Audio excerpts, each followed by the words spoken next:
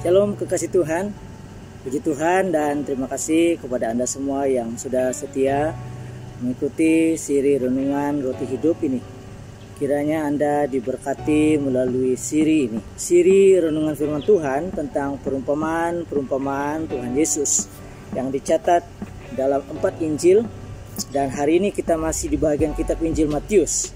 Saya ingin mengajak Anda semua melihat perumpamaan Yesus yang seterusnya, yaitu perumpamaan lalang di antara gandum.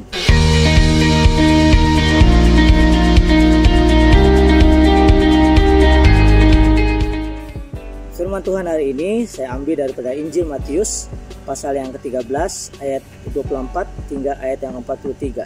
Terdapat 2 bagian daripada ayat-ayat ini. Bagian yang pertama itu bermula daripada ayat 24 hingga ayat yang ke-43.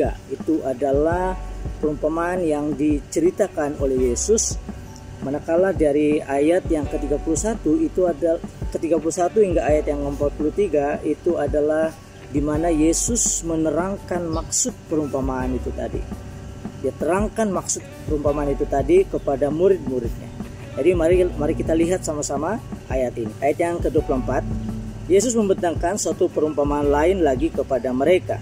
Katanya, hal kerajaan surga itu seumpama orang yang menabur benih yang baik di ladangnya. Sama dengan perumpamaan tentang seorang penabur yang menabur benih yang baik. Ya, ayat yang ke-25, tetapi pada waktu semua orang tidur, datanglah musuhnya, menaburkan benih lalang di antara gandum itu, lalu pergi. Persoalannya adalah kenapa benih lalang? Kenapa tidak yang lain?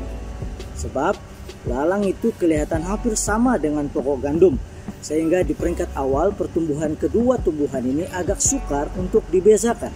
Orang Kristen juga begitu, kelihatannya dari luar nampak sama. Sama-sama ke gereja, sama-sama melayani barangkali, atau sama-sama ikut berdoa, sama-sama ikut dalam persekutuan jemaat yang seiman yang lain, atau sama-sama ikut dalam aktiviti gereja. Tetapi tidak selamanya apa yang tampil di muka itu mempresentasikan apa yang ada dalam diri seseorang itu. Alkitab saya berkata bahwa pohon yang baik akan menghasilkan buah yang baik. Dan Lukas pasal 6 ayat 45 berkata, orang yang baik mengeluarkan barang yang baik dari perbendaharaan hatinya yang baik, dan orang yang jahat mengeluarkan barang yang jahat dari perbendaharaan hatinya yang jahat. Karena yang diucapkan mulutnya meluap dari hatinya. Nampak sama, tapi tidak serupa. Waktu di gereja atau waktu di persekutuan bersama jemaat seiman, semua nampak sama-sama memuji menyembah Tuhan sambil bertepuk tangan. Tapi coba kalau dia berada di luar, ataupun mungkin ada di kedai makan, kedai kopi barangkali, kalau time dia ambil order dia lambat sampai. Bagaimana respon dia? Dia masih senyum kah, atau dia marah itu toke, atau pekerja yang ambil order dia? Atau bagaimana respon dia waktu dia main futsal, tiba-tiba ada orang tertendang kaki dia? Dia kejar balik ke orang yang sepak kaki dia tadi itu, atau sambil dia marah dengan keluar perkataan-perkataan yang tidak memberkati? Atau bagaimana respon dia kalau dia berada di tengah-tengah jalan raya yang setengah jam masa itu? Ataupun mungkin pada waktu dia tengah driving, tiba-tiba ada orang masuk simpang tidak bagi signal. Macam mana respon dia? Jangan-jangan keluar perkataan yang maki hamun. Nampak sama tapi tidak serupa. Lalang nampak mirip dengan gandum. Ada banyak alasan seseorang itu berbuat baik, mulai dari niat yang baik sampai kepada yang memiliki maksud terselubung. Tetapi sebagai anak-anak terang, mari lakukan segala sesuatu itu dengan maksud yang baik, tanpa mengharapkan imbalan dari manusia. Maka Bapamu melihat yang tersembunyi akan membalasnya kepadamu. Matius 6 ayat 4b. Seterusnya ayat yang ke-26, ketika gandum itu tumbuh dan mulai bergulir, nampak jugalah lalang itu. Disinilah yang membezakan di antara lalang dan gandum, yaitu ketika ia mengeluarkan buahnya. Gandum dan lalang adalah 2 tanaman yang berbeza. Lalang sebenarnya tidak berguna kecuali dibakar, tetapi gandum diperlukan sebagai makanan bagi manusia. Kira-kira hari ini kita itu umpama gandum atau lalang? Apakah Anda disenangi oleh orang di sekelilingmu?